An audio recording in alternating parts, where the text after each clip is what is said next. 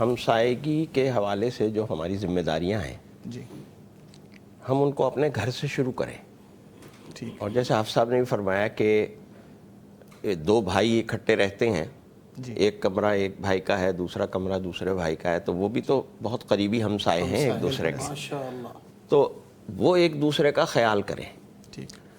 اور اس ضمن میں اپنی بہنوں کو یہ مشورہ دوں گا, خاص طور پر ان کی یہ ذمہ داری ہے کہ ہمارے گھر کی جو خواتین ہیں وہ خواتین اگر اپنی ذمہ داری کو پوری طرح ادا کریں جی تو یقیناً ہمارے معاشرے میں یہ بہت خوبصورت جو قدر ہے جو رسول اللہ صلی اللہ علیہ وسلم نے ہمیں عطا فرمائی ہے, اور اس اہمیت کے ساتھ عطا فرمائی ہے کہ 3 مرتبہ فرمایا لا یؤمن احدکم لا یؤمن احدکم لا یؤمن احدکم.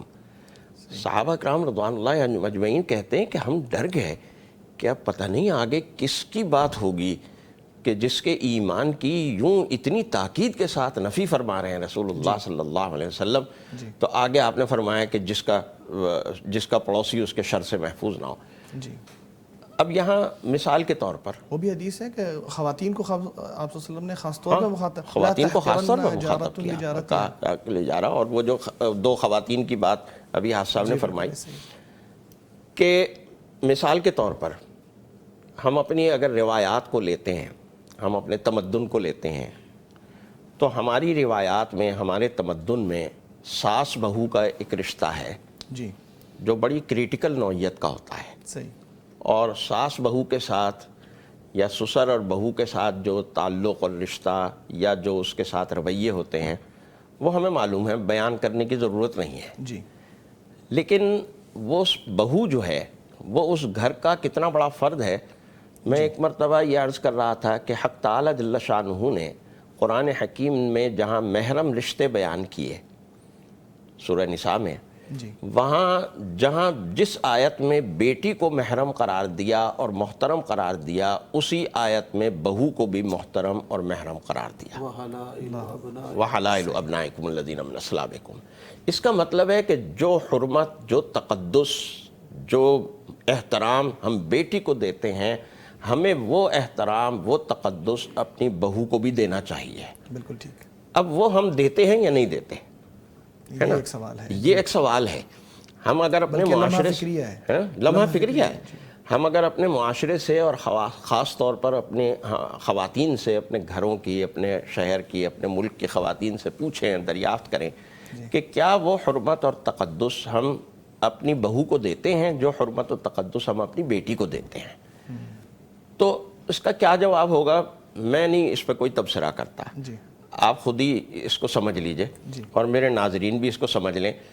یہ ہے, یوں سمجھ لیجئے کہ یہاں سے پڑوس شروع ہو رہا ہے, یہاں سے ہمسایہ شروع ہو رہا ہے کہ اگر ہم اپنے گھر کے یونٹ کو بھی ایک ہمسایہ سمجھ لیں اور اس یونٹ کو اس ہمسایگی کے حقوق کے ساتھ اور ذمہ داریوں کے ساتھ ادا کرنے والے ہوں, اور پھر اس یونٹ کو بڑھاتے جائیں, اس کی وسعت کرتے جائیں, اس کی وسعت کرتے جائیں, اور اس کی وسعت جب ہم کرتے جائیں گے تو یوں سمجھ لیجئے کہ پورا شہر ہمارا پڑوس بن جائے گا, ہمارا ہمسایہ بن جائے گا.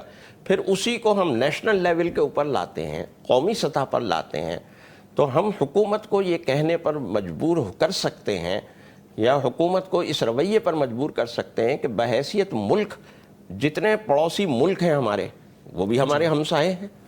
جس طرح میرے ساتھ رہنے والا میرا ہمسایہ ہے, اسی طرح میرے ملک کا جو پڑوسی ہے, جو میرے ملک کے ساتھ رہتا ہے, جو ملک وہ بھی میرا ملک کا ہمسایہ ہے. تو ہمارے بین الاقوامی قوانین, ہمارے جو دستوری آئینی حیثیتیں ہیں اور قوانین اور ضوابط ہیں, وہ اس طرح کے ہونے چاہیے کہ ہم اپنے ہمسائے کی عزت و آبرو کی, اس کے مال و دولت کی, اس کی جان و مال کی حفاظت کرنے والے ہوں. صحیح. اس کو تکلیف دینے والے نہ ہوں, اس کا اکرام کرنے والے ہوں, اس کی عزت کرنے والے ہوں, اس سے محبت کرنے والے ہوں, اس کی خیر چاہنے والے ہوں. اس لیے کہ رسول اللہ صلی اللہ علیہ وسلم نے فرمایا کہ خیر تم میں خیر وہی ہے کہ جو اپنے پڑوسی کے ساتھ خیر ہے. تو اس کا مطلب ہے کہ بحیثیت ایک ملک اور ریاست کے, اگر ہم ریاست میں خیر چاہتے ہیں تو اس ریاست کا یہی طریقہ ہے. اور رسول اللہ صلی اللہ علیہ وسلم نے جو میثاق مدینہ فرمایا تھا, اس میثاق مدینہ میں یہی بات رکھی تھی نا کہ مدینے کے ارد گرد، اب پوری ریاست ہے نا ایک مدینہ، اس مدینے کے ارد گرد جو یہودی قبائل ہیں، ان یہودی قبائل کے حقوق کی کس طرح حفاظت ہوگی. اور اس معاہدے کے اندر یہ شق تھی کہ جو یہودیوں پر حملہ آور ہوگا، جو ان کا دشمن ہوگا، وہ ہمارا بھی دشمن ہوگا. بہت عمدہ نقطہ، ماشاء اللہ. اور جو ہمارا دشمن ہوگا وہ ان کا بھی دشمن ہوگا. صحیح. تو یہ میثاق مدینہ کا باقاعدہ ایک یعنی شق ہے اس کی، اور اس کا ایک ضابطہ ہے. تو ہمیں بھی اسی ضابطے کی پیروی کرنی چاہیے، اور ہماری حکومتوں، ہماری ریاستوں کو اور اہل اقتدار کو یہ بات چاہیے کہ ہم اپنے پڑوسی ممالک کے ساتھ ایسا رویہ رکھیں کہ جس سے ہمارے کسی عمل سے انہیں تکلیف نہ ہو، بالکل ٹھیک، اور ہمارے عمل سے ان کی عزت افزائی ہو، ان کا خیال ہو، ان کی محبت ہو، اور یہی چیز انہیں بھی خیال رکھنی چاہیے. بالکل ایسے. یہ بہت شاندار اور اعلیٰ نقطہ آپ نے بیان کیا ہے.